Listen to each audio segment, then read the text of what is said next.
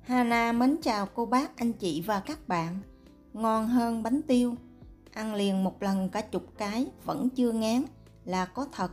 Đối với món bánh hôm nay, Hana chia sẻ với cô bác, anh chị và các bạn.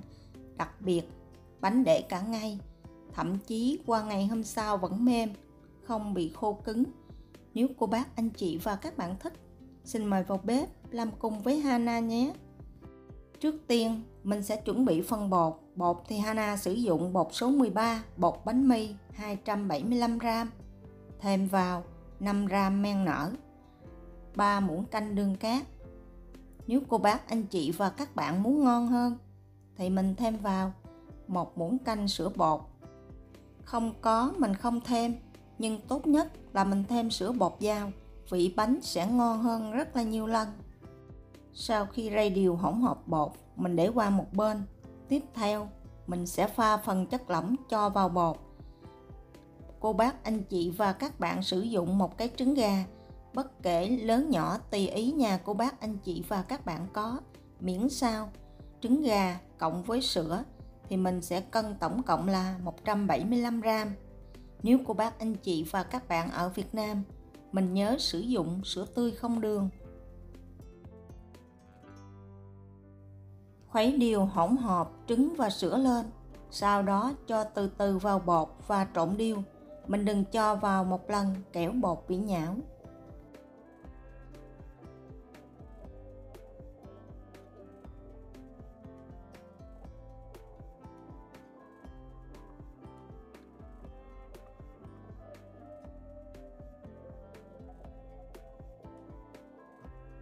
Phần bột này có chất lỏng hơi nhiều, nên cô bác, anh chị và các bạn nếu nhồi tay thì mình hơi cực một xíu.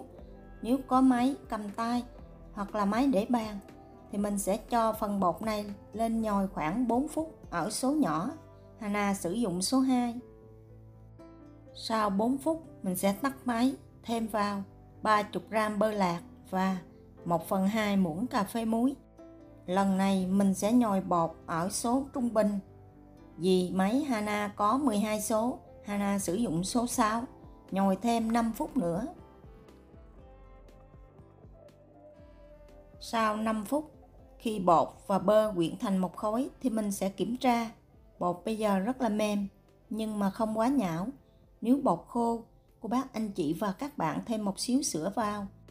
Nếu nhão, mình thêm một xíu bột, nhưng mà đừng nhiều quá, khoảng 1 muỗng cà phê tới 1 muỗng canh là được. Tiếp tục nhồi cho tới khi bột kéo mang. Mình cũng sử dụng mức trung bình để nhồi bột. Thời gian nhồi tùy thuộc vào công suất máy của cô bác, anh chị và các bạn. Hana nhồi thêm khoảng 10 phút. Nếu thấy lâu, sau 10 phút mà bột chưa kéo mang, cô bác, anh chị và các bạn nhớ để cho bột nghỉ khoảng 5 phút.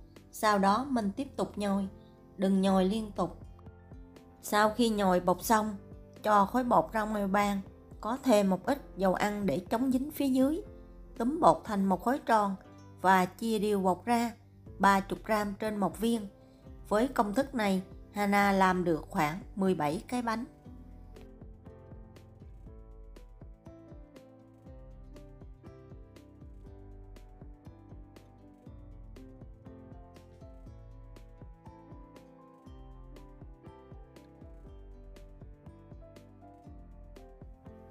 Sau khi chia đều bột xong, mình sẽ bọc kín bột lại để bột không bị khô và lấy từng viên bột ra túm tròn lại.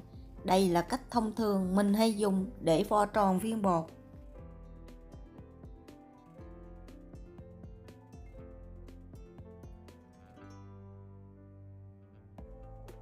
Với cách làm này, cô bác, anh chị và các bạn có thể thấy phần dưới bột sẽ xuất hiện một rãnh sâu.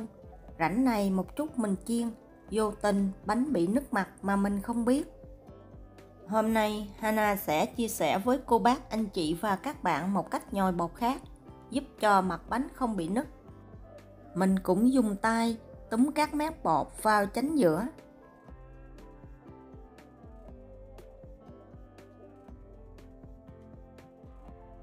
Nhưng lần này mình không để xuống bàn vo tròn mà mình để lên lòng bàn tay.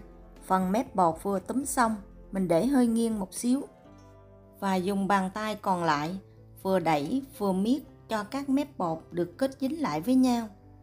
Đồng thời cũng giúp viên bột được vo tròn đều hơn.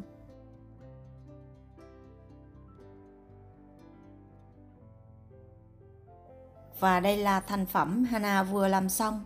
Cô bác, anh chị và các bạn có thể thấy sự khác biệt giữa hai cách vo tròn bột. Một bên thì hõm vào, một bên thì lồi ra. Với cách làm này, phần bột không có lỗ hổng bên trong, nên khi chiên mình không bị nứt mặt. Sau khi túm tròn bột xong, mình sẽ lăn thêm khối bột vài lần nữa để cho bột tròn và đẹp hơn.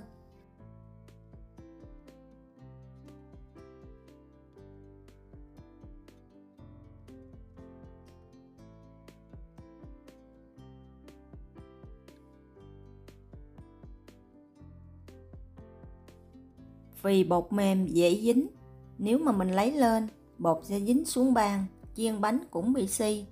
Vì vậy, cô bác, anh chị và các bạn nhớ lót một ít bột áo phía dưới, đặt bột lên và để bột nghỉ 15 phút. Nhớ bọc kín lại, kẻo bột bị khô. Sau 15 phút, mình sẽ bắt đầu tạo hình. Hana sử dụng hai cái khắp, một cái là 1/3 và một cái 1/4. Hoặc nếu không có, cô bác, anh chị và các bạn có thể dùng tay ấn dẹp bột. Mình sẽ áo đều một lớp bột mỏng, sau đó cho vào cái khắp lớn, dùng cái khắp nhỏ đè lên. Vậy là mình đã tạo hình xong một cách đơn giản và dễ dàng.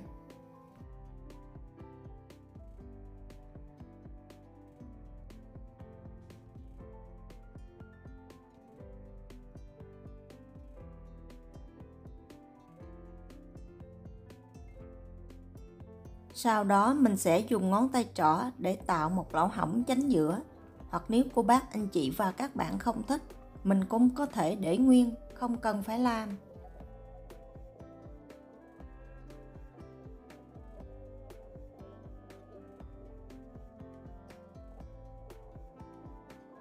Sau khi tạo hình xong, đặt bột lên một miếng giấy nến để một chút mình lấy ra chiên cho dễ. Sau đó tiếp tục đậy bột và ủ bột cho tới khi bột nở gấp đôi. Thời gian tùy thuộc thời tiết nơi cô bác, anh chị và các bạn ở. Chỗ Hana đang là mùa đông, Hana ủ khoảng 2 tiếng. Bột ủ nở là căng tròn và cầm hơi nhẹ tay. Khi mà mình ấn nhẹ vào, bột đàn hồi trở lại là bột đã đủ nở. Lúc này mình không cần phải che bột lại, mình sẽ dỡ nắp ra và để qua một bên. Sau đó mình sẽ đi đun nóng dầu để chiên bánh.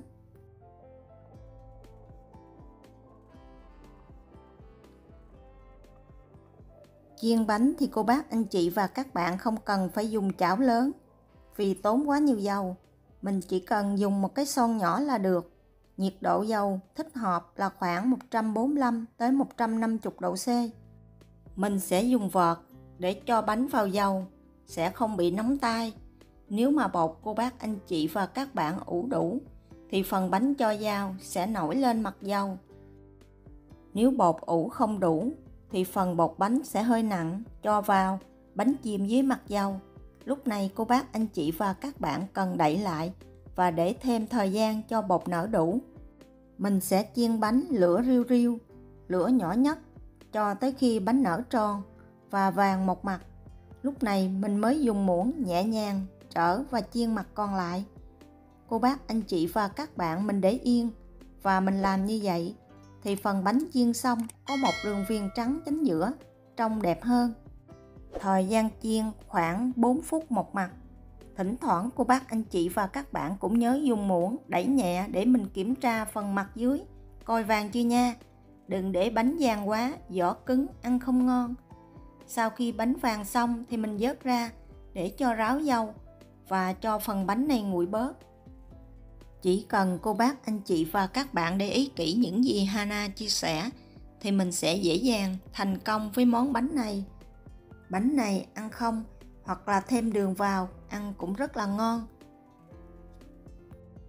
Khi vớt bánh ra, cô bác, anh chị và các bạn nhớ để trên một miếng khăn giấy để thấm dầu. Sau khi bánh nguội bớt và ráo dầu, mình sẽ áo một lớp đường bên ngoài giúp cho bánh được ngon hơn. Hana không biết ở Việt Nam mình có bánh này không và bánh được kêu với tên gì. Nếu cô bác, anh chị và các bạn biết, nhớ cho Hana thêm thông tin nha. Hana cảm ơn. Bánh ăn rất là vừa vị và đặc biệt, Hana cảm nhận ngon hơn cả bánh tiêu. Bánh để cả ngày, thậm chí qua ngày hôm sau không bị cứng. Nếu cô bác, anh chị và các bạn ăn không hết, mình nhớ cho vào hộp đậy kín lại. Nếu qua ngày hôm sau muốn ăn mềm ngon hơn như mới, mình đừng chiên lại mà cho vào lò vi sóng khoảng vài chục giây là được. Nếu thích những gì Hana chia sẻ, nhớ đăng ký ủng hộ kênh của Hana nhé. Hana cảm ơn cô bác, anh chị và các bạn rất nhiều. Hana kính chúc cô bác, anh chị và các bạn cuối tuần vui vẻ bên người thân của mình.